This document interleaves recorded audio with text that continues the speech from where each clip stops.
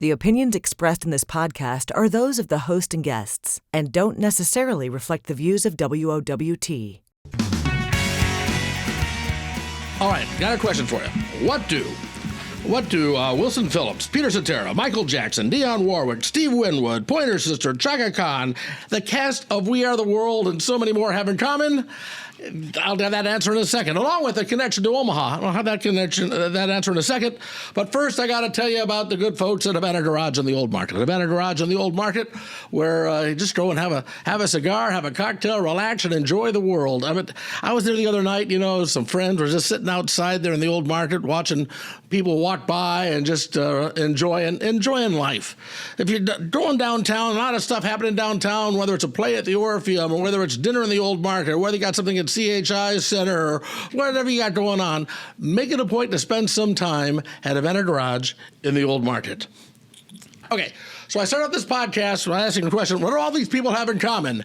And the answer is my guest today. My guest is J.R. Robinson, who is, are you officially the world's most recorded drummer? There's some debate about that. There was a gentleman, my generation before, called Hal Blaine, right, who played, and then there weren't many drummers. So he ended up playing in L.A. On all these records. So I've also done that, but I've also played on all these movies, television scores and film scores. So if you were to add that up, probably yes.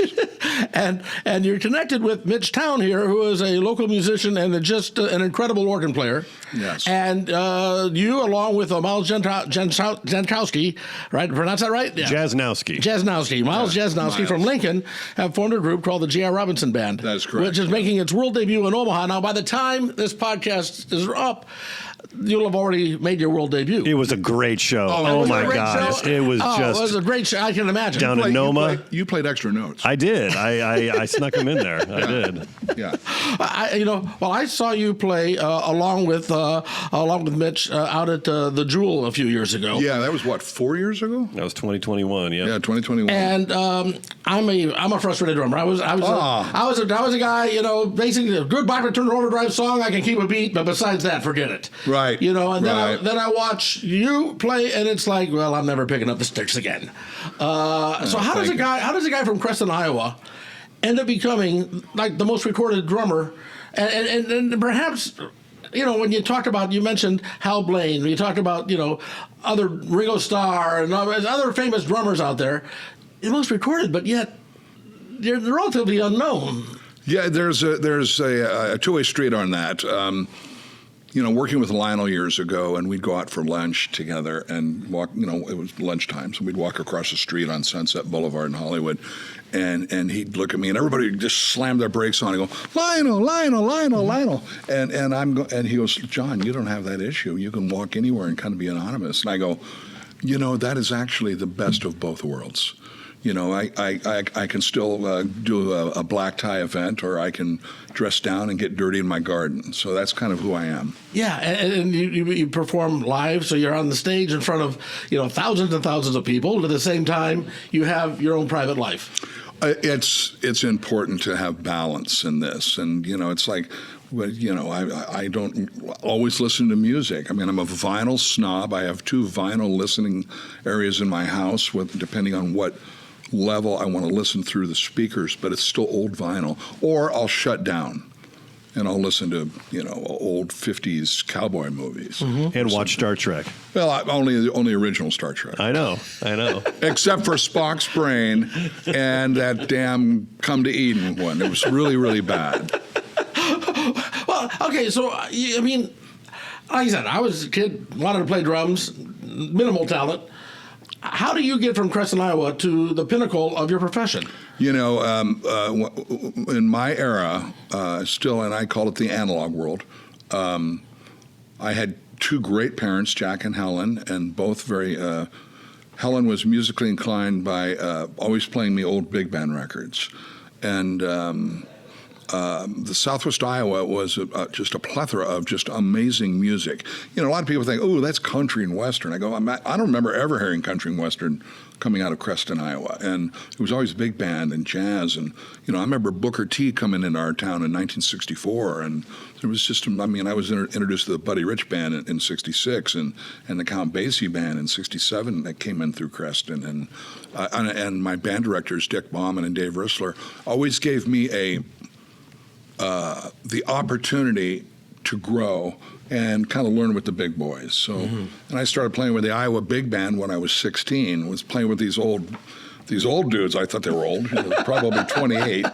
And so I had I chose to go to music camps. I went to Northwest Missouri State in '69 and 1970. I had a full ride at University of Kansas all summer for college credits, but I turned it down because I went to Iowa State University for basketball camp and made the all-star team. So I was torn, even though I was always a drummer. I turned pro when I was 10.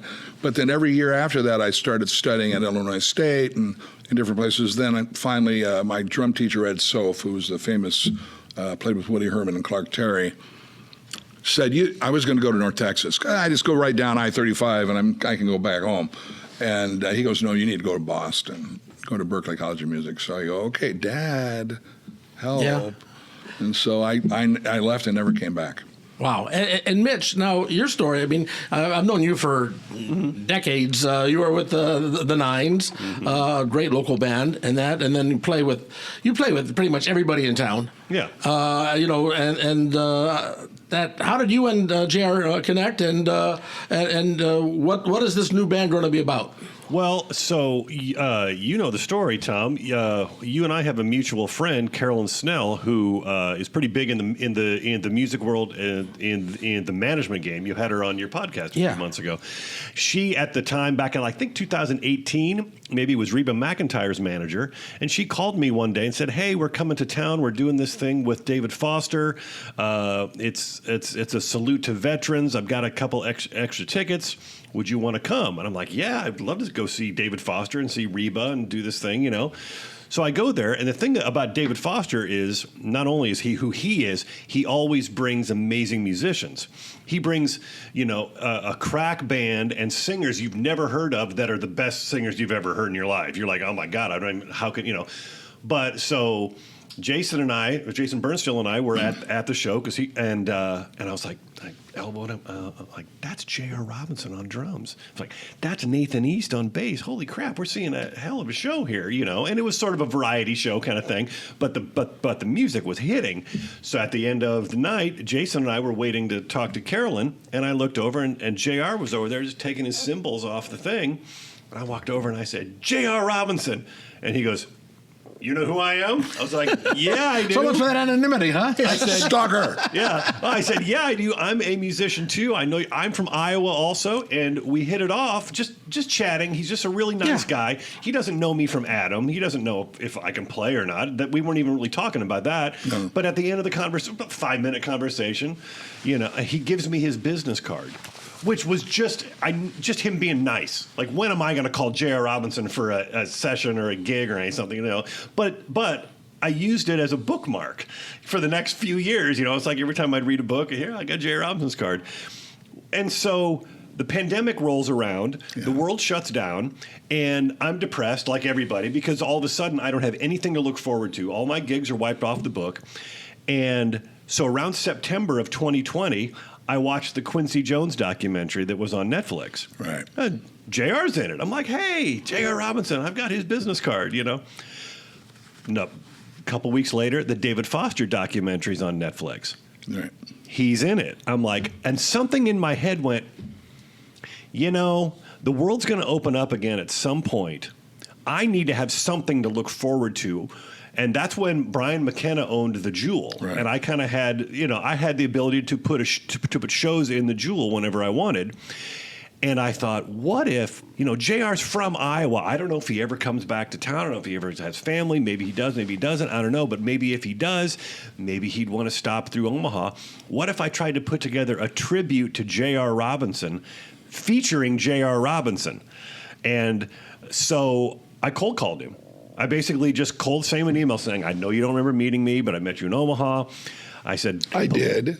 You did you? You did not. I did. I said, believe it or not, I can put together a crack band here in Omaha, and we could do all these tunes, which you made famous, and make it a tribute to you and your contributions to all this stuff. And he liked the idea. The funny part is I said, I got a killer band, and I've got a singer who can sing Whitney and Shaka. And that was the one thing that JR was like, really? Yeah, so that's a tough road. There. But I pulled in Allison Nash, who was living here at the time. She now lives in Florida, and she killed it. Yeah. And the band consisted of Miles Jasnowski, who's now in our trio. I hired Miles, a great bass player named Jacob Sorensen, David Hawkins on percussion, and so I told JR this is what we can do. We put it together at the end of 2021, right? And we started our musical relationship and friendship then. It was a great show. I was at that show. It was an incredible show, and that you put together. And that's just there's a lot of talent that are not big name talent, but like right here in Omaha and in pretty much any somewhat major city in America. Right. I mean, this is a plethora of A talent in this town, and virtually untapped just because of the kind of a Hollywood umbrella. And I've really never lived in Hollywood, so yeah, Omaha is thriving. You live in L.A. or? I live outside in Ventura County in Thousand Oaks. Okay. Now, so we talk about all the talent in all these towns. But then I mentioned the names. You just throw out Lionel. You're talking about Lionel Richie. You're on first name basis with all these people. You know all of these different acts that have made it to the pinnacle. What's the difference in what makes somebody like a Lionel Richie become Lionel Richie versus another very talented singer that might be here in Omaha or Des Moines or Creston, Iowa? Songs. Yeah. Excuse me. I mean, Lionel in the beginning, from Tuskegee, Alabama, with all his college mates and stuff, he was not the lead singer in the Commodores, or he was one of them. It was the drummer who sang Brick House. Mm-hmm. So Brick House put them on the map in a black-white world and radio. And Lionel kind of jumped ahead of that curve and started writing these really emotional ballads that separated him out of the band, and eventually he left the band. And so, but yeah, he left the band. But you can leave a band and still not. I mean, is it drive? Is it hard work? Is it luck? What puts them in that level? It was drive. I mean, I've co-written with him. He's been out at the house in the older days, and I've done probably 6 Lionel Richie records, and probably played on at least half of his hits, if not more. But I played on his most crucial hits, like "You Are" and "All Night Long" were big. But he doesn't overwrite. He writes within the realm of who he is. And, it's, for example, we did a song, and I remember getting the call from his producer, James Anthony Carmichael, at Motown in Los Angeles, and it was for Diana Ross, called "Missing You." And it was about Marvin Gaye, and I go, well, who's going to play? Well, Abraham L'Oreal Sr. is going to play bass. I go, man, I'm in, man, let's go. So it's Abraham and I think Lionel, we cut it as a trio, the same way we cut All Night Long. So Lionel is an incredible musician. He doesn't overplay. He's not dissimilar to like a Rod Temperton, where he knows what he wants. But then the only difference there is that Lionel would give me or us creative freedom, but you're still listening to the melody. And so Lionel writes songs that every little girl can go down the street and skip and hop and sing and whistle, and he's always been known for that. So I mean, he's an American writing legend, and he also can deliver that as a singer. So I mean, he would never like stretch limits like maybe Whitney would stretch or Shaka, but Lionel is You know, he's going to be carved in a mountain one day. Really? So obviously, big praise. But I wrote on the list of these other people that you worked with. I mean, Lady Gaga, for instance. Oh, well, there's another one. Yeah, I mean, going on there, does he? David Lee Roth, the Pointer Sisters. Just Michael Jackson, Wilson Phillips. Yeah. When I think of drummers that are like name drummers, Ringo Starr, any of the big name drummers, Charlie Watts, whatever it might be, they're affiliated with a band. Yeah. Okay, and a certain style of music. Buddy Rich, a certain style of music. Right.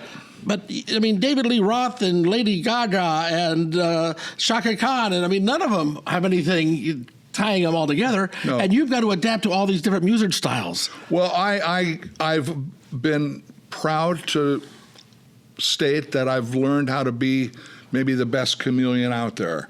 And do I want to play Norwegian speed metal? No. But if the pay's right. No, I don't think they'd pay me enough. They'd have to give me Iceland. But I'm not going to do that. But I could play polkas in Milwaukee, and probably be damn good at it. I would get bored really quickly, though. But I think that, and I always talk about this, when I was growing up, did I want to be in one band my whole life? Well, initially, yes. When we first saw the Beatles in '64, even though they're already out, I was like, golly, this is really cool to be in one band, and then every time you get back together, there's another song, and then we're going to allow you to write a song, Ringo. Well, and then I kind of like saw that, and I go, well, in my opinion, it'd be better to be in 1,000 bands in a career than one band. Yeah, and what you have done. Well, and I'm still doing it. Yeah, still doing it. Now we talked about all the recordings, but the recording industry has changed an awful lot since when you were working with Quincy Jones and Michael Jackson and that. God bless them. Yes. Yeah. So it's changed so much. How have you been able to adapt to these changes? And I tell that in the book. Which we haven't mentioned. Let's mention the book real quick. And what's it called? The book is called King of the Groove. King of the Groove. And we always have to do that. I was like, do I really want to take that word king? And but you know what? I kind of, that's who I am. Yeah, it's apropos, yeah. But I kept the book fairly clean, and it's not a drummer book. It's really about positivity in life, and it's good for any age group of anybody reading it. And we did do an audiobook, and we did an ebook also. So, but I talk about learning from bass players. So I'm playing with and on Ringo's behalf, he's playing with the lead songwriter who happens to be a good bass player. Yeah. But a very interesting sounding bass player. I never got to play with Paul, and I regret not being able to play with George. I thought that I did work with Ringo. We did a movie called Curly Sue together, and I did it at Conway, and I had left my drums just finished, and I'm packing up and walking out of the sidewalk, and I see Ringo walking back in to do another one. Oh, JR, I just came back from getting a coffee. I really loved your drum part. But I went back there, and I asked them to give me another track, and I overdubbed another hi-hat part, because I really wanted it to have that Ringo swing. And I go, fine with me. Yeah. I don't care what you did. Yeah. But I guess the point is, Ringo learned how to play drums with Paul's bass, and I liken my style to be able to adapt to all the different bass players I played with ever since I was 9 and 10, and now being in this band, he is our bass player. Yeah, and there's the old memes that you see about. Where it was about Joey D, I think, wasn't it? I made that meme. Oh, yeah. You tell him about that. Oh, it just says when a bass player wants to sit in on an organ gig and Joey's side-eyeing him because Joey's an organ player, because you play bass with your left hand and your foot. So that's why it's different in this trio than JR is commonly used to, because there's no actual bass player. It's me. I'm playing it on the keys. Right. So it's a different thing. Let's talk about the new band. Okay. Yeah. So what because you've got Mitch, you've got a CD out, an album album, or what do they call it? A CD album, download, whatever. I still call them albums. Yeah. I still call it a record. Yeah, the Out, which is an incredible jazz album. Yeah. Incredible jazz album. But the J.R. Robinson Band is not going to be a jazz band per se, is it? It's going to be who I am and literally who they are too, because they've adapted and taken it in with open arms. We're definitely, with the trend of what's happening in today's world live market, is people want to hear things that remind them of things, and those hit records that I've played on all have a very emotional touch on everybody. So we're basically doing a lot of reharms. Some are kind of pure of a lot of the hits I've played on, and then we're including some originals, breaking them in, and then seeing how that flows. So it's a tribute to my recording career, basically, but it's really to them, to the people, because they want to hear these songs. Yeah, songs that everybody has danced to, whether... Should I take that? Probably not. I don't know how to do it. We can edit if you need to. If you need to take that. Well, he's good. Well, never mind. That's where we're going in a little bit. Oh, okay. Let's train of thought here. So, talk about songs that they remember, and that you guys are also going to be performing on a cruise ship with the aforementioned David Foster. Yes. What is this all about? I've done this several times, but it wasn't the David Foster cruise. So I remember David saying to me, he goes, "Man, I need to get my own cruise, man. I need to have more control over this." And, so it's the same boat, I think. Eric Marienthal is basically the manager of these smooth jazz, R&B, and I'm not sure if rock and roll cruises, and it leaves out of Fort Lauderdale. And it does it 4 times a year. So we did it with the Chris Bodie cruise. And the first one, I got added 2 days later, flown in at the last day, and I was literally put under the bowels of the ship with no window. And I go, this is the last time I'm going to do this. And then we get on one of the stages, and we're out in the seas past Cuba, and we're floating and floating and floating. And there's a scene where Catherine does her little sexy country dance with a hat, and then she jumps on the piano. Well, she almost slid right off the piano and hit her head. David's over Ralphing on the floor, and I'm thinking, and I'm holding on to the floor time going, I'm not playing any fills. I'm just literally going to go bop. So then the next year came, and it was a little bit better. So then you have to, as a drummer, you people will think it's just like I'm sitting in this chair. That could be, I could sleep and play drums in this chair. And it was still pretty difficult. So David got his own cruise, and then we had formed a version of this trio and started getting into some new writing stuff, and then things altered a little bit, and then Miles joined the band. So then we went basically a different direction, and David and the powers that be wanted us on to headline. So we're doing 3 shows on that cruise, which is more than anybody, about the same as the headliners. And we've got Take 6 on there. We've got Peter Sincotti. Catherine McPhee will be doing a jazz set, which I'm also doing that. We got Michael McDonald on the show. Him. Mm-hmm. Babyface. Michael McDonald, he never did anything, did he? No. And we just actually did a gig with Michael. It was really good. And then we have David's one show and then an all-star show. So, which I'm doing that. And then there's Pia Toscano and Nathan East and his son, and which I don't know what they're doing. They're probably their duo thing. But we're doing 3 shows and like a sit down like this. So it's good because there'll be an educational, hungry audience that loves doing this, and I think the ship's sold out. I think it's pretty much sold out. Oh, it's sold out. Well, so much for promoting it then. But you're right. Incredible acts on this. Yeah. And that now. I spent some years on the road as a stand-up comic, and so I did that. And I've talked to comics that have worked cruise ships, and they hated it only in that if they had a bad set, then they have to be around the audience all week. That did not respond. Yeah, they did not respond to them. I imagine it's different with music because, you're there, and even if the audience is not all that responsive, they're not going to maybe be so judgmental as they might be with the comic. Or what's it like, when you have to deal with the audience then after the show for a week? Well, I think that's why it's important for us to, because they're going to be right there. And, I've always, looking at myself as a drummer, I never wanted to be the monkey in the cage, where you see a lot of these groups with these really flashy, busy players. That's what the audience expects all the time. And I think it's just important to involve the audience in your show.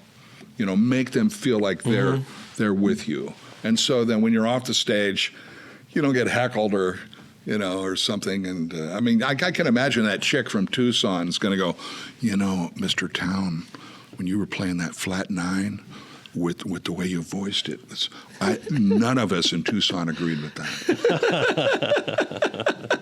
Hey, I'm big in Tucson. Is there a Tucson story here? I don't know. Okay, just somebody in general. Okay, I thought maybe you had a gig in Tucson and it didn't go so well. No, that's common. That's common. Yeah. Take a quick break. I have more questions for you, but I want to remind people about the Havana Garage in the Old Market. The Havana Garage with a wide selection of cigars, great big humidor, great whiskey selection, and just a nice atmosphere. Kind of a Rat Pack atmosphere there. They got pictures of Frank and Dean and Sammy and Peter Lawford even is on a picture or two of him up there. Check it out, okay? It is Havana Garage in the Old Market. Been around for a long time, and you don't stay around in the Old Market for a long time unless you're doing something really right. Havana Garage. Okay, so this band now that you're doing the cruise. Where do you see this going? Because you're obviously high in demand with other stuff. Where do you see this band going in the future? The nice issue is that since we released the book last year and now it's bestseller through Amazon, so there's a platform, and I see this going to doing another solo record, but it's going to be a band record, and we're going to make it. You see a lot of stuff that's out there, and it's basically recycled music. Everybody's trying to reinvent the wheel. And my thing is, I understand that. So I see us actually being able to start pushing new product, I would say by April, May. And then next summer we'll be out. Be out on the road doing this. When you are... I saw the documentary on Netflix, We Are the World. Oh, yes. Which you or any of the band members really weren't mentioned. You know the story about that? No, I don't. Well, finish your... Well, I was just going to say, did you record that beforehand and then they just were working off the recorded tracks, or were you in the room at the same time? How did that work? I'll tell you how it worked, and then I'll tell you what I did. Okay. We did that a week before at Lionshare Studios, which was owned by Kenny Rogers. And Lionshare used to be ABC Dunhill Records. And when I first moved to Los Angeles with Rufus and Shaka, that's where our record label was. It was us and Steppenwolf, the Crusaders, and Steely Dan. And we were like some of the last groups alive, still on ABC Dunhill, and then they sold us to MCA, which I then deemed Music Cemetery of America. And then thank God for Bugs Bunny, as then Warner Brothers signed us. So that was that. But we did a whole documentary then with Jane Fonda as the host. So that's out there. Shows myself, Louis Johnson, a bass player, and Greg Fillinganes. So when this documentary came out, what's that guy's name? I can't pronounce his name. The director, Bao is his name. And I actually was very nice, remembering my mother's teaching about not being a snot on camera and trying to keep my verbiage correct, and put out an Instagram, not a plea, but a correction, saying that he forgot every musician that really built the house for We Are the World. The vocals were done a week later at A&M. Mm-hmm. So we did all the prep work, and it's in the book, the complete story. I said, Mr. Bao, and I go, you basically made a major mistake. And then finally it got to him. He corrected it and then re-edited that documentary, so now we're all listed. Oh, you are listening to the Netflix documentary? Yeah. I haven't watched it recently. Well, and I don't know when that came, but it's been 6 months, right? Yeah, you definitely weren't at first. I know. watched the credits for that, and so it's yeah, nice and to it know was that so they went back and rude, fixed it. and it's so typical of Hollywood type producers just thinking that the vocals are the focus, and I can see, I always had a thing when MTV first started in 1980. And I always made a kind of a sarcastic statement about this, is that I grew up buying an album, ordering it. Oh, Mr. Robinson, your album came in. Run up and get it and go back home and just idolize every word on it and then look at it and then play it and then get into the mood. Imagine, use your imagination. And then when MTV came, you have fake actors, fake musicians, everything's fake. But you have some sort of a scene, or what are you selling? And I always felt that MTV ruined the music industry. Maybe that's a little too vague, but it ruined the audio listening aspect of it. Yeah, and I also, personally, I had the same nostalgia for the old record stores. You'd go in there and you'd spend hours just going through and looking at and then reading the liner notes and reading, the musicians and everything on it. And then you take it home and just, the smell and the feel and the tactile touch of it, which you don't get with a download, or you don't get with the CD even, that you like to get. Is that? You say MTV ruined it, but is it just a matter of changing taste? Because I would imagine the way back when the vaudeville musicians were talking about how rock and roll was ruining music or whatever. I'm sure that it's we've all become our grandparents in some aspect. Can you imagine in 35 years and everybody's going to be. I'm going to stay out of that politically, but. It didn't ruin the music. I mean, look, I remember Blondie doing Rapture. And little did we know that our boy, Tom Scott arranged it. Yeah. And you're hearing all these really weird, funky, layered tenor parts up higher that made the song. And it was like the first rap song. And I think the most important thing about it is that it's really good to educate the average person to know that these artists, everybody you listed, Michael, Whitney, Lionel, Winwood, they didn't make the records by themselves. Okay, they didn't play all the instruments. There's very few princes out there that can make the whole record themselves and kill on every instrument. They all use studio musicians. And I think it's really important for people like JR and the list. I could list a million of them. Tom Scott. We could talk about to know that these people are the ones that made these records click. It's not just the singer, not just the person whose face is on the record. Yeah, and people don't realize even like the classics, like the Beach Boys or the Monkees, the Wrecking Crew. I mean, those were the people that the musicians were, not the band. Right. Or a lot of people may not remember Glenn Campbell, but Glenn Campbell was just a studio guitar player. Yeah. And all of a sudden they heard him sing a little bit. They go, you should sing a song. Then he became that guy. Well, not only Glenn Campbell, Leon Russell, Leon. David Gates, and then the Toto became Bread. All these people. Ray Charles. Ray Charles was just a piano player. Yeah. Not just a piano player, but he was a studio piano player. Yeah, and they end up getting noticed. But guys like Quincy Jones, who was my mentor, and God bless him, I was his drummer since '79, was playing fourth chair trumpet all the time, but really didn't jump out like Snooky Young or somebody. So he became an arranger and then later a producer. He always fascinated me. Oh, I mean, he still does. What he accomplished and what with his production and just what he meant to the whole art form. Tell me a Quincy Jones story or two. Oh, geez.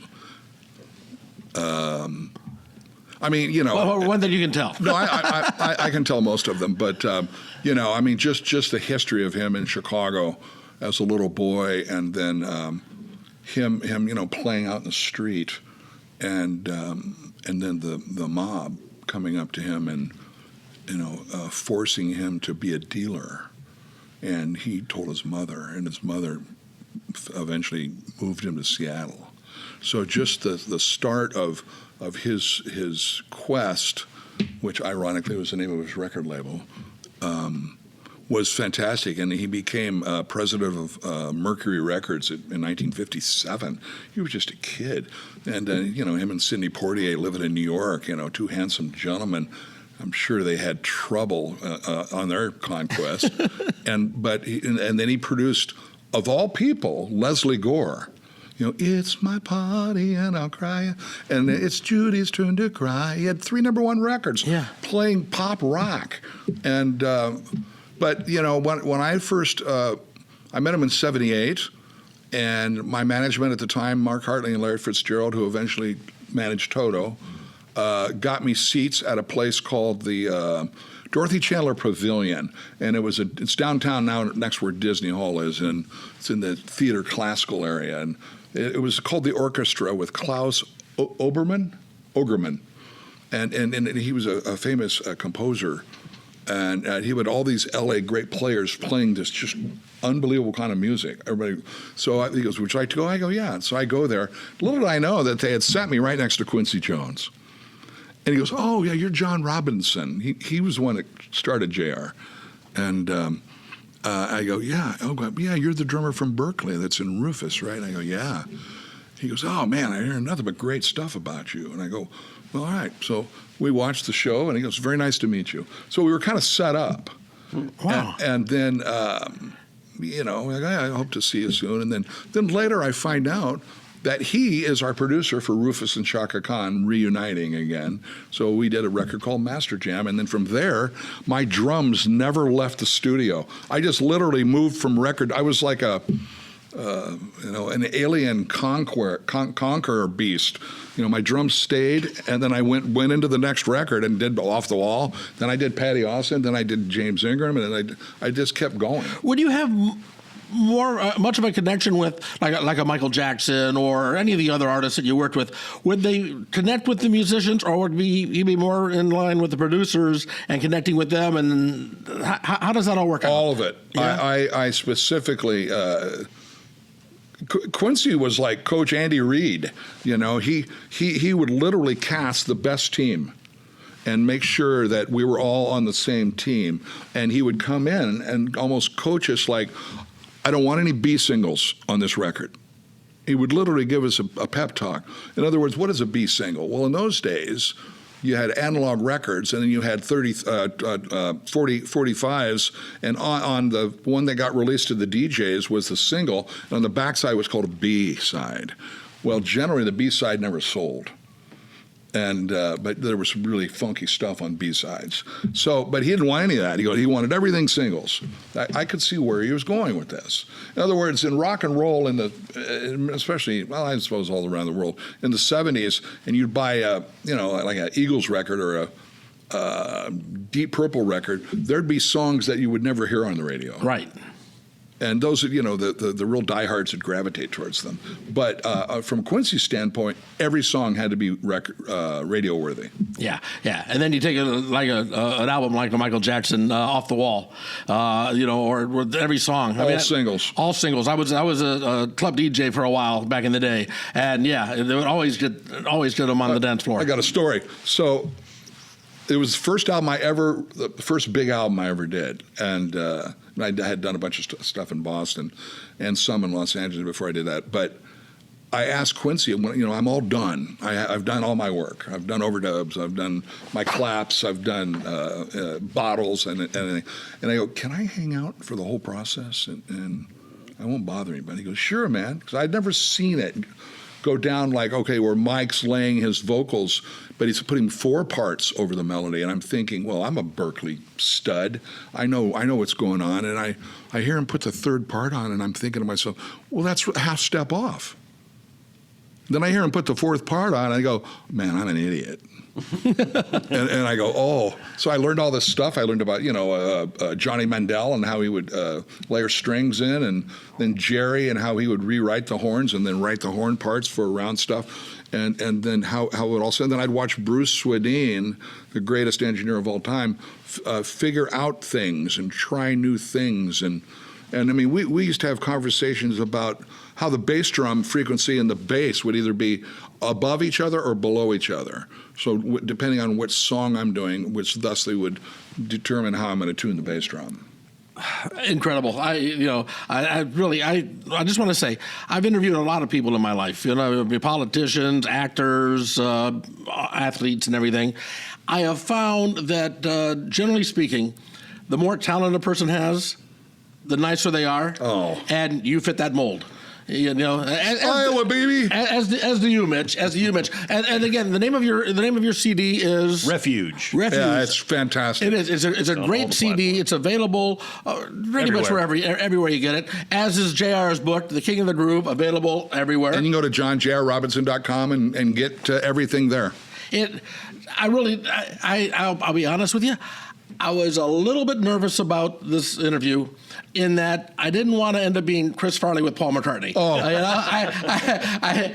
Down by the river? Yeah. No. When you played with the beat? Yeah. We played Shaka Khan. I didn't want to fanboy Sorry. out. I didn't want to fanboy out. I just had to go down to the river. Yeah. I'm a great admirer of your work, and really, seriously, if you get a chance when they start putting out material this spring, check out the J.R. Robinson Band featuring Mitch Town and Miles Janskowski, a couple of Nebraska boys, along with a good Iowa boy here, and just making the music happen. Thank you very much, gentlemen. Hey, it was a pleasure. Brought to you by Havana Garage. Till next time. See ya. Take care. Bye.